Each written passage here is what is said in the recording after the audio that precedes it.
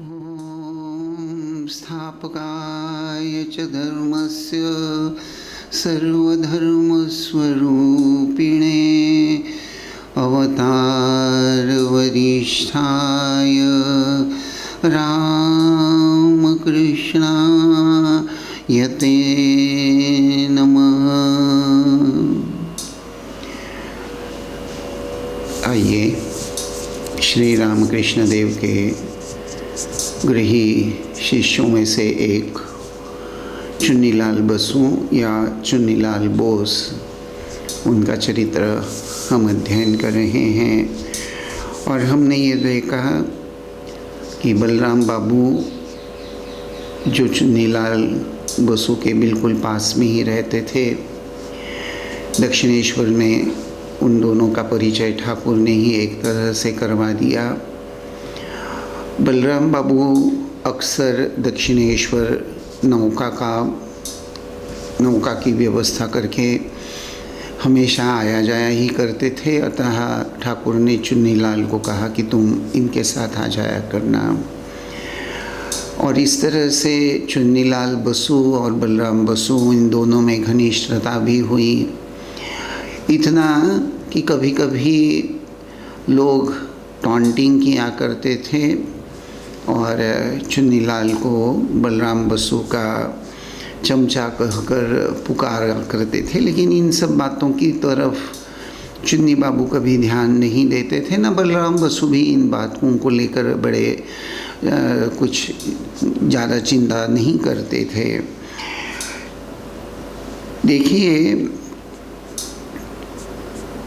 चुन्नी बाबू जो बड़े बीमार हो गए थे, ठाकुर ने गोपाल ब्रह्मचारी के द्वारा उनको दवाई दी और बस उस व्याधि से चुन्नी बाबू मुक्त भी हो गए। और उसके बाद से ही चुन्नीलाल के मन में यह बात बड़ी धीर स्थिर रूप से हृदय में जैसे बैठ गई कि ठाकुर साक्षात अवतार हैं। उनकी ये सब बड़ी श्रद्धा बड़ी सुंदर थी। और चुन्नी बाबू वैसे उनकी आर्थिक परिस्थिति बहुत ज़्यादा अच्छी नहीं थी, लेकिन होता ही है जब ठाकुर के यहाँ आना जाना होता था तो बहुत से लोगों को ठाकुर की सेवा करते हुए वे देखा भी करते थे और उनके मन में भी ठाकुर की पूजा सेवा के रूप में कुछ करने की बड़ी उत्कट इच्छा होती थी, लेकिन गरीबी के कारण वह संभव भी नहीं हो पा रहा था। लेकिन श्री रामकृष्ण देव तो अंतर्यामी हैं, उन्होंने चुन्नी बाबू का यह दुख समझ ही लिया। और एक दिन बातों बातों में जब चुन्नी बाल दक्षिणेश्वर में ठाकुर के पास गए थे तो ठाकुर ने कहा कि देखो, धातु के पात्र को स्पर्श करना मेरे लिए बड़ा कठिन हो जाता है। धातु के पात्र में डालकर पानी पीना मेरे लिए बिल्कुल असंभव सा ही है। धातु को छूते ही मेरे हाथ कैसे हो जाते हैं। अतः तुम मुझे कांच का गिलास लाकर दे सकते हो। अर्थात चुन्नी बाबू को यह सुनकर बड़ा ही आनंद हुआ कि चलो, उसको भी श्री ठाकुर की सेवा करने की एक संधि, एक मौका मिल गया। तो हमें यह याद रखना है, देखिए, कि भगवान की पूजा सेवा करने के लिए एक आंतरिकता अगर हमारे हृदय में हो तो निश्चित रूप से प्रभु यह सेवा का अवसर हमको प्रदान करते हैं। ये बहुत बार देखा जाता है, मठ में भी हम देखते हैं कि ये जो भक्त लोग आते हैं जिनको मठ में ठाकुर की सेवा करने की सुवर्ण संधि मिल जाती हैं, लेकिन कभी कभी बड़ी अजीब सी बात है कि ठाकुर की पूजा सेवा कर रहे हैं तो मन तो पवित्र होकर अहंकार मुक्त होना चाहिए, लेकिन बहुत बार हमारे जैसे सामान्य लोग यह जो मुझे ठाकुर की पूजा सेवा करने की संधि मिली है। राम मठ का या ठाकुर का कोई भी काम छोटा नहीं होता, यह तत्व है। सेवा के रूप में जो भी कर्म हम कर रहे हैं, तो कोई भी कर्म छोटा नहीं, कोई कर्म बड़ा नहीं, क्योंकि उसके पीछे की जो भावना होती है वो बड़ी महत्वपूर्ण होती हैं। एक प्रैक्टिकल उदाहरण देकर यह बात आपको समझाना चाहूँगा। हमारे मठ में एक डिवोटी थे, तो अक्सर उनको श्री श्री ठाकुर के लिए फूलों का हार करने की सेवा हमेशा दी जाती थी। और धीरे धीरे जब कुछ साल यूँ गुज़र गए और उनको ही ठाकुर की माला गूँथने का वह जो अवसर प्राप्त हो जाता था, तो पहली तो बात ठीक थी, लेकिन धीरे धीरे वे अपने आप को जैसे मैं कोई अलग हूँ, मैं श्रेष्ठ भक्त हूँ, इस कदर की एक भावना उनके मन में अनजाने ही जागृत हो गई और उसका परिणाम उनके आचरण में स्पष्ट रूप से दिखाई देने लगा। तो हमारे मठ के जो एक बहुत सीनियर सन्यासी थे, जिन्होंने इस बात को बड़े उनके ख्याल में ध्यान में ये बात आ गई और उन्होंने हल्के से वह सेवा उनसे लेकर दूसरे एक भक्त को वह सेवा दे दी और उनको एक दूसरी छोटी सी सेवा करने के लिए कहा गया। तो ये बड़े नाराज़ हो गए और बातों बातों में उन्होंने डायरेक्टली यह अपने मन का भाव प्रकट भी कर दिया कि मैं इतने सालों से ठाकुर की सेवा करते आ रहा हूँ और ठाकुर के लिए मैं ही इतने सालों से माला बनाता जा रहा हूँ और आप ये क्यों बदल रहे हैं, ये तो अन्याय है, ये है वो है। तो महाराज मुस्कुराने लगे और फिर धीरे से उन्होंने कहा कि भाई ये क्या बात कर रहे हो, तुम जरा गंभीर होकर अपने आचरण को आत्म परीक्षण करके देखो, तब तुमको पता चल जाएगा। और वाकई फिर जब उन्होंने शांति से, वे बड़े नाराज़ हो गए और सीधे जाकर ठाकुर प्रेयर हॉल में जाकर बैठकर वे आंखें मूंद कर वहाँ बैठ गए और धीरे धीरे कुछ देर के बाद उनको ही अपने आप महसूस हो गया कि वे किस कदर मैं ठाकुर के लिए फूलों का हार बनाता हूँ, अतः मैं श्रेष्ठ हूँ, क्योंकि मेरी सेवा बहुत सुंदर है। ठाकुर को बनाना, हार बनाना जिसको रोज़ ठाकुर को चढ़ाया जाता है, मेरे द्वारा बनाया हुआ हार, तो इसी का एक अहंकार आ जाता है। तो देखिए आध्यात्मिक उन्नति में यह अहंकार एक बहुत बड़ी बाधा होती है।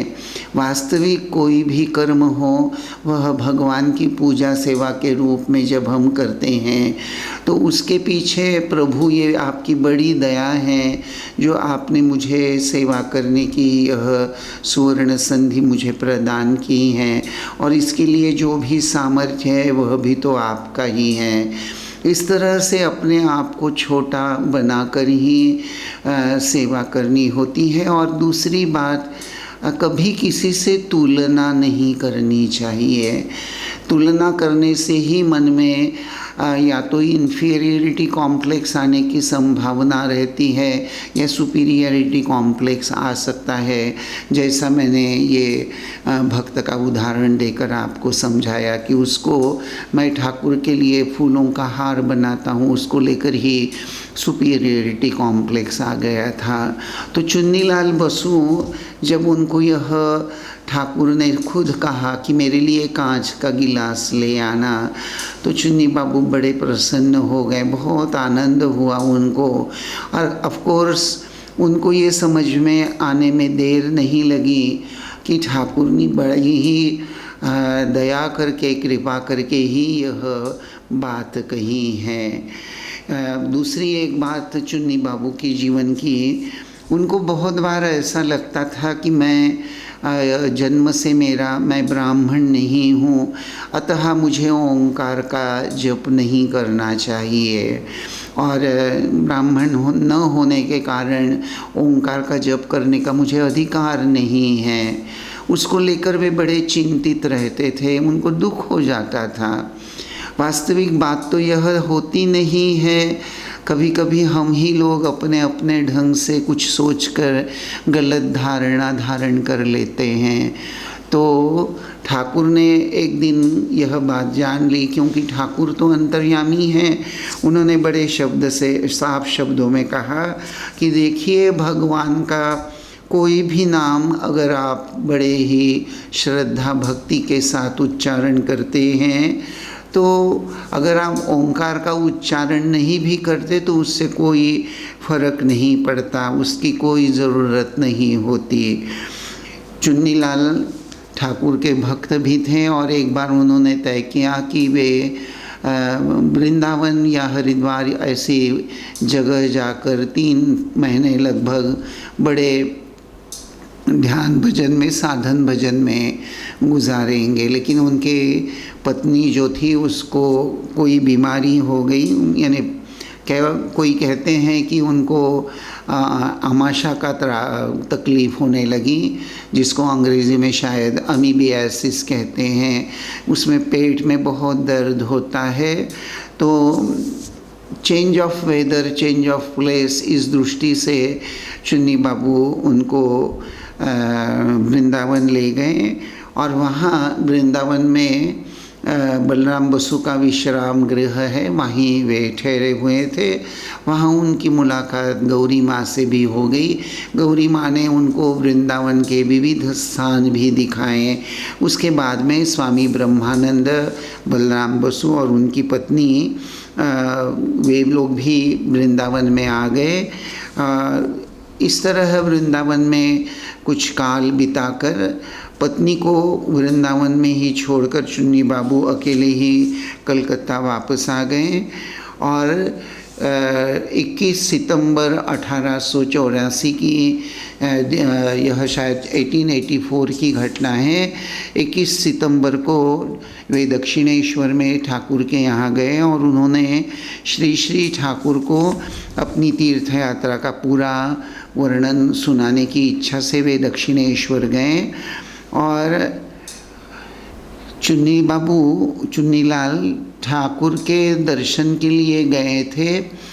इसका उल्लेख श्री श्री रामकृष्ण वचनामृत या गुजराती में श्री रामकृष्ण कथामृत जो है, तो बहुत बार वहाँ चुन्नीलाल का उल्लेख हमें प्राप्त होता है कि चुन्नी बाबू भी वहाँ उपस्थित थे। चुन्नीलाल, ये जैसा मैंने कहा कि बहुत निरहंकारी थे, बड़े ही विनम्र भक्त थे और श्री रामकृष्ण देव की चुन्नीलाल के बारे में बड़ी उच्च धारणा थी। 9 अगस्त 1885 का एक बड़ा ही सुंदर वर्णन है। श्री रामकृष्ण देव ने एक भक्तों के सामने एक भाव प्रकट किया है कि उन्होंने, ठाकुर कहते हैं कि अखंड सच्चिदानंद का उन्हें दर्शन हुआ है और फिर उन्होंने देखा कि मैं उस दिव्य भाव में आरूढ़ जब था तो मैंने बहुत सारे भक्तों को देखा। मैंने देखा कि एक तरह से जिसको हम बोलते हैं फेंसिंग, एक ऐसा फेंसिंग लगा हुआ है और फेंसिंग के दोनों तरफ भक्त लोग बैठे हैं। ठाकुर कहने लगे कि एक तरफ मैंने देखा कि केदार, चुन्नीलाल और भी अनेक साकारवादी भक्त बैठे हुए हैं और ये वो जो फेंसिंग था उसके दूसरी ओर एक बड़ा ही ऐसा धुंधला सा प्रकाश पुंज था और उस धुंधले से प्रकाश पुंज में नरेंद्र अर्थात भविष्य में जो स्वामी विवेकानंद हो गए, वे समाधिमग्न अवस्था में वहाँ बैठे हैं। 23 दिसंबर 1885 उस दिन श्री रामकृष्ण कह रहे हैं कि चुन्नी यहाँ जो आया जाया करता है, यहाँ आया जाया करता है, यानी श्री रामकृष्ण देव के दर्शन के लिए चुन्नी बाबू आ रहे हैं, तो श्री रामकृष्ण देव के आध्यात्मिक संवाद भी सुनकर श्री रामकृष्ण देव का पूत सानिध्य प्राप्त करके चुन्नी बाबू के अंतःकरण में जैसे चैतन्य जागृत हो गया है। और ठाकुर तो करुणा का सागर है। हम श्री श्री ठाकुर को दया सिंधु भी कहते हैं। तो एक बार ठाकुर दया करके, कृपा करके, करुणार्द्र होकर चुन्नी बाबू के घर में भी गए थे। तो चुन्नी बाबू का घर ठाकुर के पदधूलि से जैसे पवित्र हो गया था। अब हम चुन्नी बाबू के जीवन की एक बड़ी महत्वपूर्ण घटना की ओर बढ़ते हैं। 1 जनवरी 1886, आप सभी जानते हैं जिन्होंने भी श्री ठाकुर के दिव्य चरित्र का अध्ययन किया है, वे लोग सभी जानते हैं कि 1 जनवरी 1886 काशीपुर के उद्यान भवन में वो जो श्री श्री ठाकुर अनेक भक्तों को उन्होंने आशीर्वाद दिया था। एक उच्च भावावस्था में ठाकुर ने वह आशीर्वाद दिया था। उस समय श्री श्री ठाकुर कैंसर से रोगग्रस्त थे और भक्तों के पाप कर्म उन्होंने स्वीकार करने के कारण ही शायद उनको बहुत ही वेदना सहन करनी पड़ रही थी। तो एक दिन 1 जनवरी को जो ठाकुर कल्पतरु हो गए थे, उस दिन की यह बात है।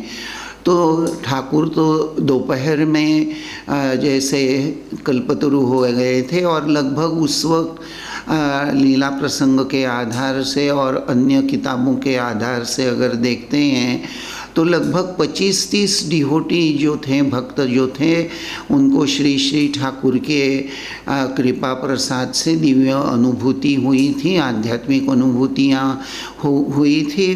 तो उसी शाम को काशीपुर में चुन्नी बाबू जब ठाकुर के दर्शन के लिए आए तो उनको ये जो घटना हुई थी उसकी पूरी जानकारी मिल गई। और यह सब सुनकर उनको बड़ा ही दुख हो गया कि ठाकुर ने आज सबके मन की मनोकामना पूर्ण कर दी। ठाकुर तो कल्पतरु हो गए थे, मैं ही अभागा हूँ जो मैं नहीं था उस समय उपस्थित। और यह सब सोचकर चुन्नीलाल बड़े ही खिन्न हो गए, निराश हो गए। स्वामी विवेकानंद तो उनके घनिष्ठ मित्र वैसे तो थे ही। तो स्वामी जी ने, विवेकानंद जी ने चुन्नीलाल को एक तरफ बुला लिया और कहा कि देखो, ठाकुर अब बहुत ज़्यादा दिन देह नहीं रखने वाले और तुमको अगर कुछ ठाकुर से मांगना है तो आज ही मांग लेना अच्छा रहेगा। जितनी जल्दी हो सके ठाकुर से तुम जो चाहते हो उसे मांग लो। अब बात ऐसी थी कि ठाकुर कैंसर से रोगग्रस्त थे और बहुत से लोग आना जाना करने वाले थे। तो सभी लोग अगर ठाकुर के पास जाएं, ठाकुर को प्रणाम करें तो दया सिंधु श्री रामकृष्ण अपने भक्तों के सभी पाप अपनी तरफ खींच लेंगे और उससे उनको बहुत तकलीफ़ होगी, वेदना हो जाएगी। यह सब सोचकर किसी को ठाकुर के पास ऊपर जाने की अनुमति भी नहीं थी। और दारवान के रूप में निरंजनानंद जी महाराज वहाँ बैठकर दारवान गिरी द्वारपाल का काम कर रहे थे। अब स्वामी जी ने, विवेकानंद जी ने तो चुन्नी बाबू को कह तो दिया कि जल्दी से जाकर ठाकुर से कुछ मांग लो, लेकिन चुन्नी बाबू जाएं तो कैसे जाएं, क्योंकि वहाँ जो सीढ़ी है वहीं निरंजन महाराज वहाँ द्वारपाल के रूप में पहरा दे रहे थे। तो जाए कैसे। तो स्वामी जी ने यानी देखा कि कोई बहुत ही ज़रूरी काम आने की वजह से निरंजनानंद जी कहीं अन्यत्र चले गए हैं।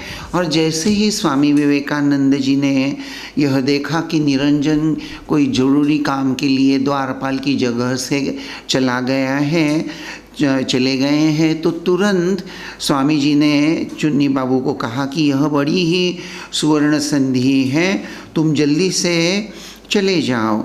तो चुन्नी बाबू ऊपर चढ़कर श्री ठाकुर के पास पहुंच गए। चुन्नी बाबू को देखते ही ठाकुर ने उनसे धीरे से पूछा कि तुम क्या चाहते हो, तुम क्या चाहते हो। अब ठाकुर ने पूछ तो लिया, लेकिन चुन्नी बाबू की अवस्था ऐसी थी कि उनके मुख से कोई बात ही निकल नहीं पा रही थी, कुछ बोल नहीं पा रहे थे चुन्नी बाबू। तब ठाकुर ने स्वयं ही खुद अपने शरीर की तरफ इशारा करते हुए कहा कि देखो, इस पर भक्ति विश्वास रखने से सब कुछ हो जाएगा, जो भी इस पर विश्वास रखेगा उसका सब कुछ हो जाएगा, तुम्हारा भी हो जाएगा। चुन्नी बाबू ठाकुर की यह बात सुनकर बड़े ही आनंदित हो गए, उत्तेजित हो गए और धीरे से सीढ़ी उतरकर वे नीचे चले आए। और नीचे जाकर स्वामी विवेकानंद जी से उन्होंने जो ठाकुर के श्रीमुख से जो बात सुनी थी वह उन्होंने स्वामी जी को बता दी। और वह सब सुनकर स्वामी जी बोले, वाह, बहुत अच्छा, बहुत अच्छा। जब ठाकुर ने यह बात कही है, अब तो तुमको किसी बात को लेकर डरने की कोई आवश्यकता ही नहीं है।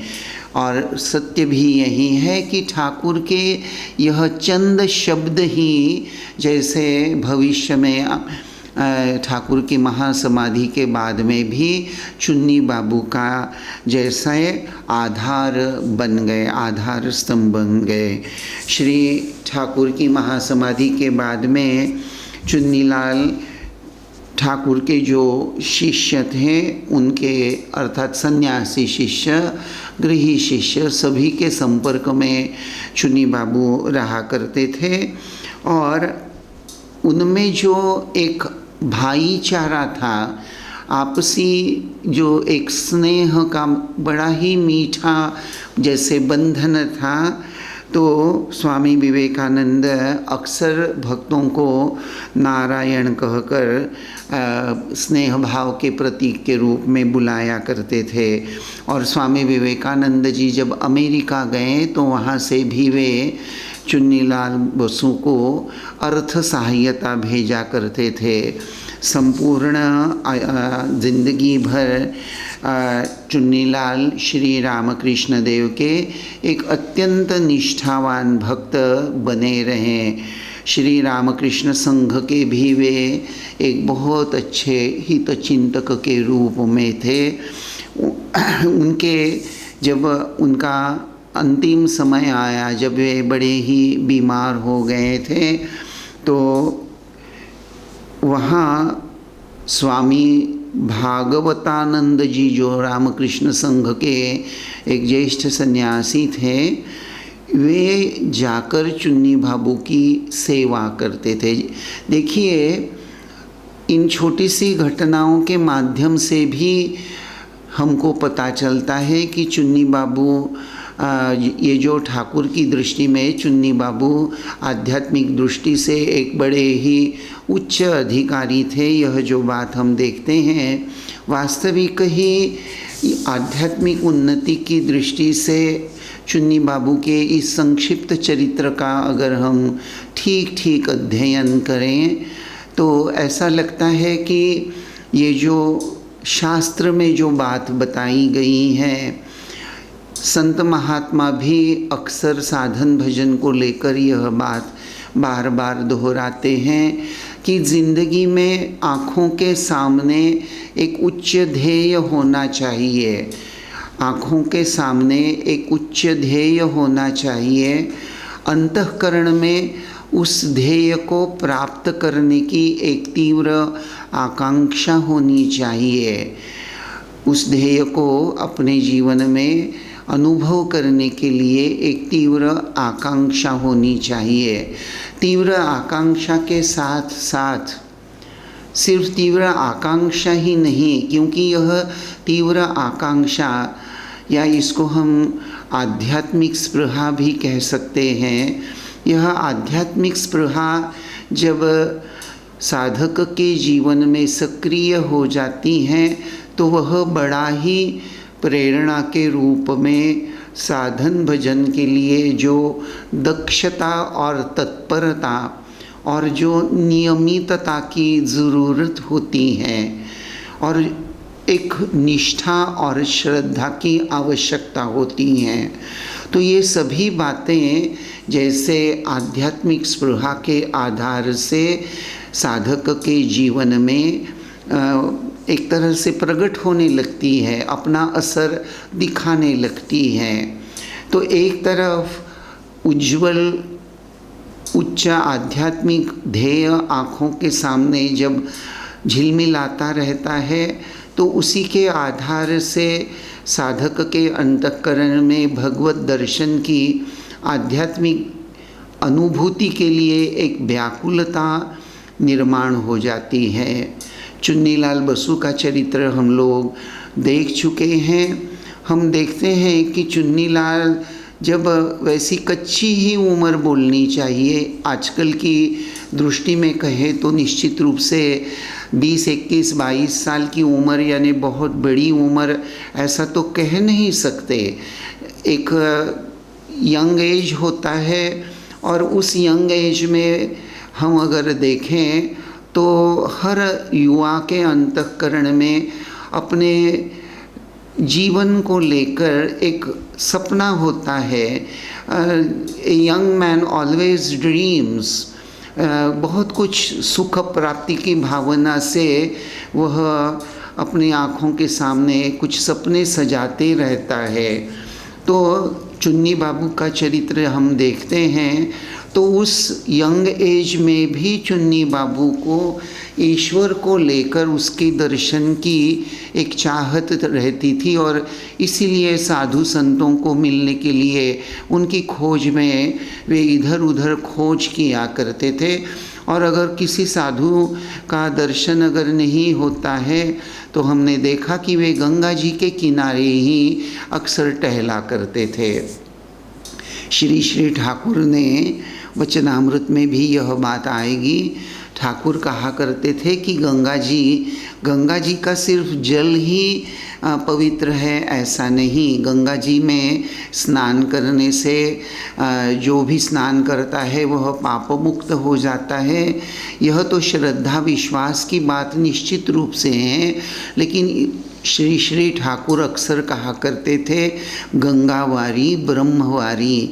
और गंगा जी के किनारे जो हवा चलती है वह हवा भी जैसे वहाँ जो भी है उसके मन को पवित्र करने का कार्य करती है। तो चुन्नी बाबू चुन्नीलाल बसु अक्सर गंगा जी के किनारे टहला करते थे। तो हम देखते हैं कि चुन्नीलाल के जीवन में उस युवा अवस्था से ही जैसे आध्यात्मिक ध्येय सतेज हो गया था और उस ध्येय को अपने जीवन में अनुभव करने की एक दिव्य व्याकुलता उनके हृदय में सदैव बनी रहती थी।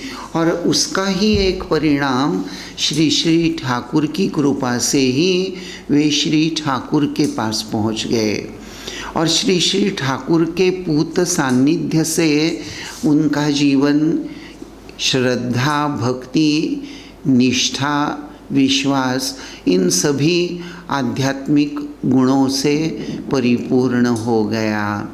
और देखिए ये जो अंतिम वर्णन हम देख रहे हैं कि चुन्नी बाबू बीमार हो गए थे, लेकिन उस बीमारी की अवस्था में भी सेवा करने के लिए एक सन्यासी की उपस्थिति अपने आप में एक बड़ी ही धन्यता की बात होती है। तो 30 मई 1936 साल में उम्र के 87 87 साल की उम्र हो गई थी और इस वृद्ध अवस्था में ही चुन्नीलाल बाबू श्री श्री ठाकुर का नाम जपते जपते ही उनके मुख से श्री श्री ठाकुर का नाम ही उच्चारित हो रहा था और श्री श्री ठाकुर का नाम उच्चारण करते करते ही उन्होंने यह धराधाम छोड़कर वे अपने इष्ट धाम पर चले गए। तो यही कहानी है चुन्नीलाल बसु की। और जैसा मैंने अभी कहा कि साधक के अंतःकरण में उनकी आँखों के सामने अपने ध्येय सदैव झिलमिलाते रहने चाहिए। अंतःकरण में ध्येय प्राप्ति की एक अपूर्व तीव्र आकांक्षा होनी चाहिए। उस ध्येय को पूर्ति के लिए सतत प्रयास करने की आवश्यकता होती है।